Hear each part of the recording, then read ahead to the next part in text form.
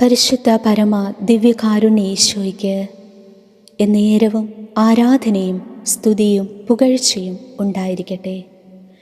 നിത്യസ്തുതിക്കർഹമായ പരിശുദ്ധ പരമ ദിവ്യകാരുണ്യ ഈശോയ്ക്ക് എന്നേരവും ആരാധനയും സ്തുതിയും പുകഴ്ചയും ഉണ്ടായിരിക്കട്ടെ. ഞങ്ങളെ എല്ലാവരെയും അനുഗ്രഹിച്ചു കൊണ്ടിരിക്കുന്ന പരിശുദ്ധ പരമ ദിവ്യകാരുണ്യ ഈശോയ്ക്ക് എന്നേരവും ആരാധനയും സ്തുതിയും പുകഴ്ചയും ഉണ്ടായിരിക്കട്ടെ. നമ്മുടെ മുമ്പിലായിരിക്കുന്ന ഈശോയുടെ സന്നിധിയിലേക്ക് നമ്മുടെ കണ്ണുകളെ ഒന്ന് ഉയർത്താം. വലിയ സ്നേഹത്തോടെ ഈശോയെ നമുക്കൊന്ന് നോക്കാം.